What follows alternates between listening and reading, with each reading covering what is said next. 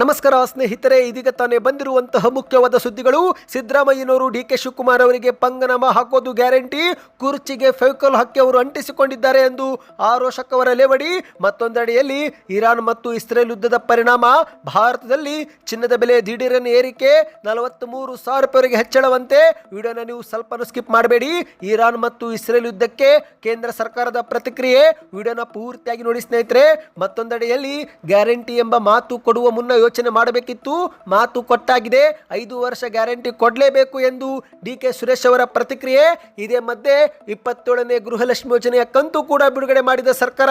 ನಿಮ್ಮ ಬ್ಯಾಂಕ್ ಖಾತೆಗೆ ಹಣ ಜಮೆ ಆಗುತ್ತಿಲ್ವಾ? ಹಾಗಾದ್ರೆ ಈ ಒಂದು ವಿಡಿಯೋ ಪೂರ್ತಿಯಾಗಿ ನೋಡಿ. ಗೃಹಲಕ್ಷ್ಮಿಯರಿಗೆ ಬಂತು ಮುಖ್ಯವಾದ ಸೂಚನೆ. ಎಲ್ಲ ಮಾಹಿತಿಗಳನ್ನ ನೋಡೋಕ್ಕಿಂತ ಮೊದಲು ನೀವು ನಮ್ಮ ಚಾನಲ್ಗೆ ಸಬ್ಸ್ಕ್ರೈಬ್ ಆಗಿಲ್ಲವೆಂದರೆ ದಯವಿಟ್ಟು ಸಬ್ಸ್ಕ್ರೈಬ್ ಬಟನ್ ಕ್ಲಿಕ್ ಮಾಡಿ, ಪಕ್ಕದಲ್ಲಿ ಕಾಣಿಸೋ ಗಂಟೆ ಕೂಡ ಒತ್ತಿ. ಇದರಿಂದ ರಾಜ್ಯದ ಮುಖ್ಯವಾದ ಸುದ್ದಿಗಳು ನಿಮಗೆ ಮೊದಲು ಸಿಗುತ್ತವೆ. ವಿಡಿಯೋಗೆ ಲೈಕ್ ಮಾಡ್ತಾ ವಿಡಿಯೋನ ಪೂರ್ತಿಯಾಗಿ ನೋಡಿ. ಬನ್ನಿ ಸ್ನೇಹಿತರೆ, ಈ ಎಲ್ಲ ಮಾಹಿತಿಗಳನ್ನ ಡೀಟೇಲ್ ಆಗಿ ನೋಡೋಣ.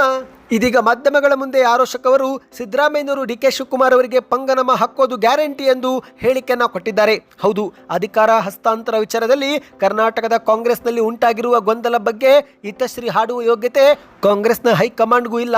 ಹೀಗೇನೆ ಮುಂದಿನ 2 ವರ್ಷ ಇವರು ಮುಂದೂಡುವ ಸ್ಥಿತಿಯಲ್ಲಿದ್ದಾರೆ.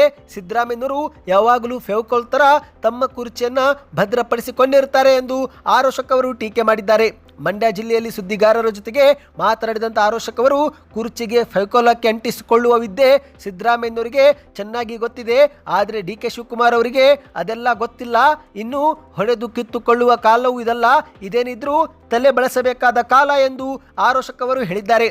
ಸಿದ್ದರಾಮಯ್ಯನವರು 5 ವರ್ಷ ಕುರ್ಚಿ ಬಿಟ್ಟು ಕೊಡುವುದಿಲ್ಲ, ನೋಡ್ತಾ ಇರಿ. ಡಿಕೆ ಶಿವಕುಮಾರ್ ಅವರಿಗೆ ಅವರು ಪಂಗನಾಮ ಹಾಕುವುದು ಗ್ಯಾರಂಟಿ.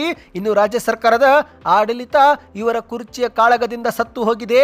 ಆ ಒಂದು ಹೆಣವನ್ನು ಯಾರು ಯಾವ ಭಾಗದಿಂದಲಾದರೂ ಹೊರಲಿ, ಅದು ನಮಗೆ ಬೇಕಿಲ್ಲ ಎಂದು ಆರೋಶಕವರು ತಿಳಿಸಿದ್ದಾರೆ. ಇನ್ನಿದೇ ಮಧ್ಯೆ ಸಿಎಂ ಸಿದ್ದರಾಮಯ್ಯನವರು ಮತ್ತು ಡಿಕೆ ಶಿವಕುಮಾರ್ ಅವರು ಗ್ಯಾರಂಟಿ ಯೋಜನೆ ಹೊರೆಯಾಗುತ್ತಿದೆ ಎಂಬ ಹೇಳಿಕೆ ಕೊಟ್ಟಿದ್ದು, ಈ ಒಂದು ಹೇಳಿಕೆಗೆ ಕಿಡಿಕಾರದಂತ ಆರೋಶಕವರು ಕಾಂಗ್ರೆಸ್ ನಾಯಕರಿಗೆ ಈ ಒಂದು ಹಿಂದೆ ಭರವಸೆ ಕೊಡುವಾಗ ಜ್ಞಾನ ಇರಲಿಲ್ಲವೇ ಎಂದು ಆಕ್ರೋಶವನ್ನು ವ್ಯಕ್ತಪಡಿಸಿದ್ದಾರೆ. ಇದೀಗ ಗ್ಯಾರಂಟಿಗಳನ್ನ ಕಿತ್ತು ಹಾಕಲು ಸರ್ಕಾರ ಹುನ್ನಾರ ನಡೆಸ್ತಾ ಇದೆ. ಯುವ ನಿಧಿ ಯೋಜನೆ ಮೂಲೆ ಗುಂಪು ಆಗಿದೆ. ಅನೇಕ ಬಸ್ಗಳ ಸೇವೆಯೂ ಕೂಡ ನಿಂತು ಹೋಗಿದೆ. 2 ತಿಂಗಳಲ್ಲಿ ಸಾರಿಗೆ ನೌಕರರು ಮತ್ತೊಮ್ಮೆ ಮುಷ್ಕರ ನಡೆಸಬಹುದು ಎಂದು ಆರೋಶಕವರು ಹೇಳಿದ್ದಾರೆ. ದೇವಸ್ಥಾನಗಳನ್ನು ಸುತ್ತುತ್ತಿರುವ ಡಿಕೆ ಶಿವಕುಮಾರ್ ಅವರು ನಾಮದ ಮೇಲೆ ನಾಮ ಹಾಕಿಕೊಳ್ಳುತ್ತಿದ್ದಾರೆ, ಒಪ್ಪಂದ ಆಗಿದೆ ಎನ್ನುತ್ತಿದ್ದಾರೆ. ಆದರೆ ಸಿದ್ದರಾಮಯ್ಯನವರು ಈ ಬಗ್ಗೆ ಒಮ್ಮೆಯೂ ಕೂಡ ಹೇಳಿಕೆ ಕೊಟ್ಟೇ ಇಲ್ಲ. ಒಪ್ಪಂದ ಆಗಿದೆ ಇಲ್ಲವೋ ಹೇಳಿಬಿಡಲಿ, ಕಿತ್ತಾಡುತ್ತಾ ಕೂರುವುದಕ್ಕೆ, ಜನರ ಮನಸ್ಸಿನಲ್ಲಿ ಗೊಂದಲ ಇವರು ಮೂಡಿಸುತ್ತಿರುವುದಕ್ಕೆ. ಕೆಲವೊಮ್ಮೆ ನೋಡಿದ್ರೆ ಈ ಎಲ್ಲ ಬೆಳವಣಿಗೆ ನೋಡಿ ರಾಜ್ಯದ ಜನ ಎಂಜಾಯ್ ಮಾಡುತ್ತಿದ್ದಾರೆ, ಹಾಗಾಗಿ ಅವರ ಜೊತೆಗೆ ನಾವು ಕೂಡ ಎಂಜಾಯ್ ಮಾಡುತ್ತಿದ್ದೇವೆ ಎಂದು ಆರೋಶಕವರು ವ್ಯಂಗ್ಯವಾಡಿದ್ದಾರೆ. ಕರ್ನಾಟಕವನ್ನು ಕಾಂಗ್ರೆಸ್ ಸರ್ಕಾರ ದಿವಾಳಿ ಮಾಡುತ್ತಿದೆ. ಕಾಂಗ್ರೆಸ್ ಮಂತ್ರಿಗಳು ಹಣ ಸಂಗ್ರಹ ಮಾಡುತ್ತಿರುವ ಏಜೆಂಟ್ಗಳು ರಾಹುಲ್ ಗಾಂಧಿ ಎಟಿಎಂ ಆಗಿದ್ದಾರೆ. ಇದರ ವಿರುದ್ಧ ನಾವು ಹೋರಾಟ ಮಾಡುತ್ತೇವೆ. ಕಾಂಗ್ರೆಸ್ ಮಾಡಿದ ಪಾಪದಿಂದ ರಾಜ್ಯಕ್ಕೆ ಈ ಸ್ಥಿತಿ ಬಂದಿದೆ ಎಂದು ಆಕ್ರೋಶ ವ್ಯಕ್ತಪಡಿಸಿದ್ದಾರೆ. ಬನ್ನಿ ಸ್ನೇಹಿತರೆ, 2ನೇ ಮಾಹಿತಿಗೆ ಹೋಗೋಣ. ಇರಾನ್ ಮತ್ತು ಇಸ್ರೇಲ್ ಯುದ್ಧದ ಪರಿಣಾಮದಿಂದ ಭಾರತದಲ್ಲಿ ಚಿನ್ನದ ಬೆಲೆ ದಿಢೀರನೆ ಏರಿಕೆಯಾಗಿದೆ. ಹೌದು ಸ್ನೇಹಿತರೆ, ಮಧ್ಯಪ್ರಾಚ್ಯದಲ್ಲಿ ಸಂಘರ್ಷ ಜೋರಾಗಿದೆ. ಜಾಗತಿಕ ವ್ಯಾಪಾರ ವಲಯದಲ್ಲೂ ಕೂಡ ಈ ಒಂದು ಯುದ್ಧದ ಪ್ರಭಾವ ಬೀರುವ ಲಕ್ಷಣ ಕಂಡು ಬರ್ತಾ ಇದೆ. ಇರಾನ್ ಮೇಲಿನ ಇಸ್ರೇಲ್ ಅಮೆರಿಕ ದಾಳಿಯಿಂದ ಜಾಗತಿಕ ಮಟ್ಟದಲ್ಲಿ ದೊಡ್ಡ ಸಂಚಲನವೇ ಸೃಷ್ಟಿಯಾಗಿದೆ. ಈಗ ಇದು ನೇರವಾಗಿ ಚಿನ್ನದ ಮೇಲೆ ಪರಿಣಾಮ ಬೀರಬಹುದು. ಹೌದು ಸ್ನೇಹಿತರೆ, ಯುದ್ಧದ ಸನ್ನಿವೇಶದಲ್ಲಿ ಚಿನ್ನದ ಬೆಲೆ ಗಮನಿಸುವುದು ಅತಿ ಮುಖ್ಯ. ಯಾಕಂದ್ರೆ ಜಾಗತಿಕ ವಲಯದಲ್ಲಿ ಸಂಚಲನ ಸೃಷ್ಟಿಯಾದಾಗೆಲ್ಲ ಇತ್ತ ಚಿನ್ನದ ಬೆಲೆಯೂ ಕೂಡ ದೊಡ್ಡ ಮಟ್ಟದ ಏರು ಅಥವಾ ಇಳಿಕೆ ಆಗುವುದು ನಾವು ನೋಡಿದ್ದೇವೆ. ಇದೀಗ ಭಾರತದಲ್ಲಿ ಚಿನ್ನದ ಬೆಲೆ ದೊಡ್ಡ ಮಟ್ಟದಲ್ಲಿ ಏರಿಕೆಯಾಗಿದೆ. ಹೌದು, 24 ಕ್ಯಾರೆಟ್ 1 ಗ್ರಾಂ ಬಂಗಾರ 17,300 ರೂಪಾಯಿ, ಅಂದ್ರೆ 10 ಗ್ರಾಂಗೆ 1,73,000 ರೂಪಾಯಿ. ಇದು ಮಾರ್ಚ್ 1 ಭಾನುವಾರದ ಮಾರುಕಟ್ಟೆ ರೇಟ್ ಆಗಿದೆ. ಆದರೆ ನಾಳೆ ಸೋಮವಾರದಂದು ದೊಡ್ಡ ಮಟ್ಟದಲ್ಲಿ ಚಿನ್ನ ಏರಿಕೆ ಆಗಬಹುದು ಎಂದು ಹೇಳಲಾಗ್ತಾ ಇದೆ.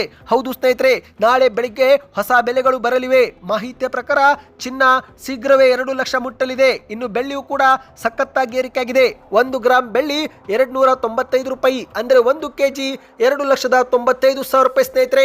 2,50,000 ರೂಪಾಯಿವರೆಗೆ ಬೆಳ್ಳಿ ಕುಸಿದಿತ್ತು. ಇದೀಗ ನೋಡುತ್ತಿದ್ದಂತೆ 2,95,000 ರೂಪಾಯಿ ಆಗಿದೆ. ಶೀಘ್ರವೇ ಬೆಳ್ಳಿಯೂ ಕೂಡ 5 ಲಕ್ಷ ಗಡಿ ದಾಟುತ್ತೆ ಎಂದು ಹೇಳಲಾಗ್ತಾ ಇದೆ. ಇದೇ ರೀತಿ ಯುದ್ಧದ ಒಂದು ಪರಿಣಾಮ ಮುಂದುವರೆದರೆ, ಯುದ್ಧಗಳು ನಡೆಯುತ್ತಾ ಹೋದರೆ ಚಿನ್ನ ಮತ್ತು ಬೆಳ್ಳಿ ಕೈಗೆ ಸಿಗೋದಿಲ್ಲ ಸ್ನೇಹಿತರೆ, ದೊಡ್ಡ ಮಟ್ಟದಲ್ಲಿ ಏರಿಕೆ ಆಗುತ್ತೆ ಎಂದು ಆರ್ಥಿಕ ತಜ್ಞರು ಅಭಿಪ್ರಾಯ ಪಡುತ್ತಿದ್ದಾರೆ. ಇನ್ನಿದೊಂದು ಕಡೆ ಆದರೆ ಭಾರತ ಈಗ ಈ ಒಂದು ಇಸ್ರೇಲ್ ಮತ್ತು ಇರಾನ್ ಯುದ್ಧಕ್ಕೆ ಪ್ರತಿಕ್ರಿಯೆ ಕೊಟ್ಟಿದೆ.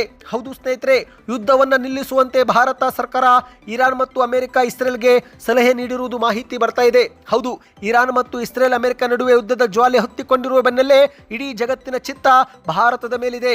ಗಲ್ಫ್ ರಾಷ್ಟ್ರಗಳಲ್ಲಿ ಉಂಟಾಗುತ್ತಿರುವ ಈ ಭೀಕರ ಉದ್ವಿಗ್ನತೆ ಕುರಿತು ಭಾರತ ಸರ್ಕಾರ ತನ್ನ ಮೊದಲ ಅಧಿಕೃತ ಹೇಳಿಕೆ ಒಂದು ಬಿಡುಗಡೆ ಮಾಡಿದೆ. ಹೌದು, ಮಧ್ಯಪ್ರಾಚ್ಯದ ರಾಷ್ಟ್ರಗಳಾದ ಇರಾನ್ ಮತ್ತು ಇಸ್ರೇಲ್ ಅಮೆರಿಕ ನಡುವಿನ ಸೇನಾ ಸಂಘರ್ಷದ ಕುರಿತಂತೆ ಭಾರತ ಸರ್ಕಾರ ತನ್ನ ಮೊದಲ ಅಧಿಕೃತ ಪ್ರತಿಕ್ರಿಯೆ ಒಂದು ಸ್ಟೇಟ್ಮೆಂಟ್ ಒಂದು ಬಿಡುಗಡೆ ಮಾಡಿದೆ. ಹೌದು ಸ್ನೇಹಿತರೆ, ಯುದ್ಧದ ಪ್ರದೇಶದಲ್ಲಿ ದಿನದಿಂದ ದಿನಕ್ಕೆ ಹೆಚ್ಚುತ್ತಿರುವ ಉದ್ವಿಗ್ನತೆ ಬಗ್ಗೆ ಭಾರತ ಸರ್ಕಾರ ತೀವ್ರ ಕಳವಳ ವ್ಯಕ್ತಪಡಿಸಿದ್ದು ಶಾಂತಿಯನ್ನು ಕಾಪಾಡುವಂತೆ ಎಲ್ಲ ರಾಷ್ಟ್ರಗಳಿಗೆ ಮನವಿಯೊಂದು ಮಾಡಿದೆ.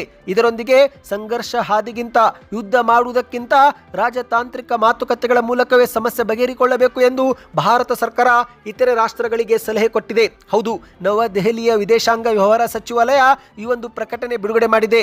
ಎರಡೂ ಕಡೆಯವರು ಕೂಡಲೇ ಸೇನಾ ಕಾರ್ಯಾಚರಣೆ ನಿಲ್ಲಿಸಿ ಸಂಯಮ ಕಾಯ್ದುಕೊಳ್ಳಬೇಕು ಎಂದು ಮನವಿ ಮಾಡಿದೆ. ಅಷ್ಟು ಮಾತ್ರವಲ್ಲ, ಯುದ್ಧದ ಸಂದರ್ಭದಲ್ಲಿ ಸಾಮಾನ್ಯ ನಾಗರಿಕರ ಸುರಕ್ಷತೆಗೆ ಮೊದಲ ಆದ್ಯತೆ ನೀಡಬೇಕು. ಯಾವುದೇ ಅಂತಾರಾಷ್ಟ್ರೀಯ ವಿವಾದವಾಗಿರಲಿ ಮಾತುಕತೆ ಮತ್ತು ರಾಜತಾಂತ್ರಿಕತೆಯಿಂದ ಮಾತ್ರ ಪರಿಹರಿಸಲು ಸಾಧ್ಯ ಎಂದು ಭಾರತ ಸರ್ಕಾರ ಪ್ರತಿಪಾದಿಸಿದೆ ಸ್ನೇಹಿತರೆ. ಅಷ್ಟು ಮಾತ್ರವಲ್ಲ, ಇದೀಗ ಇರಾನ್ ಮತ್ತು ಇಸ್ರೇಲ್ ದೇಶಗಳಲ್ಲಿ ವಾಸ ಮಾಡುತ್ತಿರುವ ಸಾವಿರಾರು ಭಾರತೀಯರ ಸುರಕ್ಷತೆಗೂ ಕೂಡ ಕೇಂದ್ರ ಸರ್ಕಾರ ಗಮನ ಹರಿಸಿದ್ದು, ಅಲ್ಲಿಯ ಭಾರತೀಯ ರಾಯಭಾರ ಕಚೇರಿಗಳು ಸತತವಾಗಿ ಭಾರತೀಯ ನಿವಾಸಿಗಳ ಸಂಪರ್ಕದಲ್ಲಿದೆ ಎಂದು ಹೇಳಲಾಗ್ತಾ ಇದೆ. ಈ ಬಗ್ಗೆ ಇನ್ನಷ್ಟು ಮಾಹಿತಿ ಬರಬೇಕಾಗಿದೆ ಸ್ನೇಹಿತರೆ. ಬನ್ನಿದೀಗ ಮತ್ತೊಂದು ಮಾಹಿತಿಗೆ ಹೋಗೋಣ. ಇದೀಗ ರಾಜ್ಯದಲ್ಲಿ ಪಂಚ ಗ್ಯಾರಂಟಿ ಯೋಜನೆಗಳು ನಿಲ್ಲುತ್ತವಾ ಅಥವಾ ಶ್ರೀಮಂತರನ್ನ ಗ್ಯಾರಂಟಿ ಯೋಜನೆಯಿಂದ ಹೊರಗಿಡುತ್ತಾರೆ ಎಂಬ ಒಂದು ಸುದ್ದಿ ಭಾರಿ ಸದ್ದು ಮಾಡಿದೆ. ಸ್ವತಃ ಮುಖ್ಯಮಂತ್ರಿ ಮತ್ತು ಉಪಮುಖ್ಯಮಂತ್ರಿಗಳು ಗ್ಯಾರಂಟಿಗಳು ಹೊರೆಯಾಗುತ್ತಿವೆ ಎಂಬ ಹೇಳಿಕೆ ಕೊಟ್ಟಿದ್ದು, ಈ ಎಲ್ಲ ಹೇಳಿಕೆಗಳಿಗೆ ಮಾಜಿ ಸಂಸದ ಡಿ.ಕೆ. ಸುರೇಶ್ ಅವರು ಪ್ರತಿಕ್ರಿಯೆ ಕೊಟ್ಟಿದ್ದಾರೆ. ಹೌದು, ಗ್ಯಾರಂಟಿಗಳು ನಮ್ಮ ಪಕ್ಷ ಹಾಗೂ ಕಾಂಗ್ರೆಸ್ ಸರ್ಕಾರದ ವಾಗ್ದಾನ, ಅದನ್ನು ನಾವು ಉಳಿಸಿಕೊಳ್ಳಬೇಕಷ್ಟೇ. ಹೊರೆಯಾಗುವುದು ಎಲ್ಲವೂ ಕೂಡ ಬೇರೆ ವಿಚಾರ. ಅದನ್ನು ನಾವು ಮಾತು ಕೊಡುವ ಮುನ್ನವೇ ಚಿಂತನೆ ಮಾಡಬೇಕಿತ್ತು. ಈಗ ಮಾತು ಕೊಟ್ಟಾಗಿದೆ, ಅದರಂತೆ ನಡೆದುಕೊಳ್ಳಬೇಕು ಎಂದು ಮಾಜಿ ಸಂಸದ ಡಿ.ಕೆ. ಸುರೇಶ್ ಅವರು ಹೇಳಿಕೆ ಕೊಟ್ಟಿದ್ದಾರೆ. ಬೆಂಗಳೂರಲ್ಲಿ ಸುದ್ದಿಗಾರರ ಮುಂದೆ ಹಲವು ಪ್ರಶ್ನೆಗಳಿಗೆ ಡಿ.ಕೆ. ಸುರೇಶ್ ಅವರು ಉತ್ತರ ಕೊಟ್ಟಿದ್ದಾರೆ. ಈ ಒಂದು ಹಿಂದೆ ನಮ್ಮ ಪಕ್ಷದ ಅಧ್ಯಕ್ಷರು ಸಿಎಂ ಸಿದ್ದರಾಮಯ್ಯನವರು ಸೇರಿದಂತೆ ಚುನಾವಣೆ ಎದುರಿಸಿರುವ ಎಲ್ಲರೂ ಕೂಡ ಗ್ಯಾರಂಟಿ ಕೊಡುತ್ತೇವೆ ಎಂಬ ಹೇಳಿಕೆ ಕೊಟ್ಟಿದ್ರು. ಹಾಗಾಗಿ ಅದನ್ನ ಉಳಿಸಿಕೊಳ್ಳುವ ಕೆಲಸ ಮಾಡಬೇಕು ಎಂದು ಡಿ.ಕೆ. ಸುರೇಶ್ ಅವರು ಹೇಳಿದ್ದಾರೆ. ಇನ್ನಿದೇ ನಡುವೆ ಮಾಧ್ಯಮದವರು ಡಿ.ಕೆ. ಶಿವಕುಮಾರ್ ಅವರು ಕೂಡ ಗ್ಯಾರಂಟಿಗಳು ಹೊರೆಯಾಗಿವೆ ಎಂಬ ಹೇಳಿಕೆ ಕೊಟ್ಟಿದ್ದಾರೆ ಎಂದು ಕೇಳಿದಾಗ ಅದಕ್ಕೆ ಉತ್ತರ ಕೊಟ್ಟಂತ ಡಿ.ಕೆ. ಸುರೇಶ್ ಅವರು, ಹೊರೆಯಾದರೆ ಆಗಲಿ ಬೇರೆ ಏನಾದರೂ ಆಗಲಿ ಮಾತು ಕೊಡುವ ಮುನ್ನ ಚಿಂತನೆ ಮಾಡಬೇಕಿತ್ತು. ಈಗ ಮಾತು ಕೊಟ್ಟಾಗಿದೆ, ಅದರಂತೆ ನಡೆಯಬೇಕು. 5 ವರ್ಷಗಳ ಕಾಲ ಎಷ್ಟೇ ಕಷ್ಟವಾದರೂ ಗ್ಯಾರಂಟಿಗಳನ್ನು ರಾಜ್ಯದ ಜನತೆಗೆ ಕೊಡಬೇಕು, ಅದು ನಮ್ಮ ನಂಬಿಕೆ ಎಂದು ಹೇಳಿಕೆಯನ್ನು ಕೊಟ್ಟಿದ್ದಾರೆ. ಇನ್ನಿದೇ ನಡುವೆ ಶ್ರೀಮಂತರು ಕೂಡ ಗ್ಯಾರಂಟಿ ಯೋಜನೆ ತೆಗೆದುಕೊಳ್ಳುವುದು ಬೇಡ ಎಂಬ ಸಿದ್ದರಾಮಯ್ಯರ ಹೇಳಿಕೆ ಬಗ್ಗೆ ಕೇಳಿದಾಗ ಅದಕ್ಕೆ ಉತ್ತರಿಸಿದಂತ ಸುರೇಶ್ ಅವರು, ಹೌದು, ಶ್ರೀಮಂತರು ಇದನ್ನ ಪಡೆಯುತ್ತಿದ್ದಾರೆ, ಅದು ತಪ್ಪು. ನಾವು ಬಡವರಿಗಾಗಿ ಗ್ಯಾರಂಟಿ ಯೋಜನೆ ಜಾರಿಗೆ ತಂದಿದ್ದೆವು. ಈ ಒಂದು ಯೋಜನೆ ಎಲ್ಲರೂ ಕೂಡ ಬಳಸಿಕೊಳ್ಳುತ್ತಿದ್ದಾರೆ ಎಂದು ಕೆಲವರು ಮಾತನಾಡಿರಬಹುದು. ಆದರೆ ನಾವು ಕೊಟ್ಟಿರುವ ವಾಗ್ದಾನವನ್ನು ಅನುಷ್ಠಾನ ಮಾಡಿದ್ದೇವೆ. ಇದರಿಂದ ಹಿಂದೆ ಸರಿಯುವ ಪ್ರಶ್ನೆ ಇಲ್ಲ. ನಾವು ಹಿಂದೆ ಸರಿದರೆ ಆಗ ಕೊಟ್ಟ ಮಾತಿಗೆ ನಾವು ತಪ್ಪಿದಂತೆ ಆಗುತ್ತೆ ಎಂದು ಮತ್ತೊಮ್ಮೆ ಡಿ.ಕೆ. ಸುರೇಶ್ ಅವರು ಸ್ಪಷ್ಟನೆ ಕೊಟ್ಟಿದ್ದಾರೆ. ಬನ್ನಿ ಈಗ ಕೊನೆಯ ಮಾಹಿತಿಗೆ ಹೋಗೋಣ ಸ್ನೇಹಿತರೆ. 2026 ಪ್ರಾರಂಭವಾಗಿ 2 ತಿಂಗಳ ಮುಗಿತು ಸ್ನೇಹಿತರೆ. ಜನವರಿಯೂ ಕೂಡ ಮುಗಿತು, ಫೆಬ್ರವರಿಯೂ ಕೂಡ ಮುಗಿತು. ಈ ಒಂದು 2 ತಿಂಗಳಲ್ಲಿ ಒಂದು ಬಾರಿ ಆದರೂ ನಿಮ್ಮ ಬ್ಯಾಂಕ್ ಖಾತೆಗೆ 2,000 ರೂಪಾಯಿ ಗೃಹಲಕ್ಷ್ಮಿ ಯೋಜನೆ ಕಂತು ಜಮವಾಗಿದೆಯಾ? ಪ್ರತಿಯೊಬ್ಬರು ದಯವಿಟ್ಟು ಕಮೆಂಟ್ ಮಾಡಿ. ಯಾಕಂದ್ರೆ ಸರ್ಕಾರದ ಹೇಳಿಕೆ ಪ್ರಕಾರ ಇಲ್ಲಿವರೆಗೆ 26 ಕಂತು ಬಿಡುಗಡೆ ಮಾಡಿದ್ದಾರಂತೆ. ಹೌದು, ಜನವರಿ ತಿಂಗಳಲ್ಲಿ 24ನೇ ಕಂತು, ಫೆಬ್ರವರಿ ತಿಂಗಳಲ್ಲಿ 25 ಮತ್ತು 26ನೇ ಕಂತು ಹಾಕಿದ್ದೇವೆ ಎಂದು ಹೇಳಿಕೆಯನ್ನು ಕೊಡ್ತಿದ್ದಾರೆ. ಸ್ವತಃ ಸಚಿವ ಲಕ್ಷ್ಮೀ ಹೆಬ್ಬಾಳ್ಕರ್ ಅವರು ಇತ್ತೀಚೆಗಷ್ಟೇ ಉಡುಪಿಯ ಕಾರ್ಕಳದಲ್ಲಿ 26 ಕಂತು ಬಿಡುಗಡೆ ಮಾಡುವ ಮೂಲಕ 52,000 ರೂಪಾಯಿವರೆಗೆ ಹಣ ಹಾಕಿದ್ದೇವೆ ಎಂದು ಮಾಹಿತಿಯನ್ನು ನೀಡಿದ್ದಾರೆ. ಇನ್ನು ನಿನ್ನೆ ಬೆಂಗಳೂರಲ್ಲಿ ಗ್ಯಾರಂಟಿ ಯೋಜನೆಗಳ ಪ್ರಾಧಿಕಾರದ ಉಪಾಧ್ಯಕ್ಷರಾಗಿರುವ ದಿನೇಶ್ ಗುಳಿಗೋಡ್ ಅವರು 27ನೇ ಕಂತು ಕೂಡ ಖಜಾನೆಯಿಂದ ಬಿಡುಗಡೆಯಾಗಿದೆ ಎಂದು ಹೇಳಿಕೆ ಕೊಟ್ಟಿದ್ದಾರೆ. ಹೌದು, ಬೆಂಗಳೂರಲ್ಲಿ ಮಾತನಾಡಿದಂತ ದಿನೇಶ್ ಗುಳಿಗೋಡ್ ಅವರು ಈಗ ಮುಖ್ಯಮಂತ್ರಿ ಮತ್ತು ಉಪಮುಖ್ಯಮಂತ್ರಿಗಳು ಸ್ಪಷ್ಟಪಡಿಸಿರುವಂತೆ ಗ್ಯಾರಂಟಿ ಯೋಜನೆಗಳು ಯಾವುದೇ ಕಾರಣಕ್ಕೂ ನಿಲ್ಲೋದಿಲ್ಲ. ಕಳೆದ 2.5 ವರ್ಷದಲ್ಲಿ ಕಾಂಗ್ರೆಸ್ ಸರ್ಕಾರ 5 ಗ್ಯಾರಂಟಿ ಯೋಜನೆಗಳಿಗೆ 1,20,000 ರೂಪಾಯಿ ಹಣ ಖರ್ಚು ಮಾಡಿದ್ದು, ಗೃಹಲಕ್ಷ್ಮಿ ಯೋಜನೆ ಒಂದಕ್ಕೆ 62,345 ಕೋಟಿ ರೂಪಾಯಿ ಖರ್ಚು ಮಾಡಿದೆ.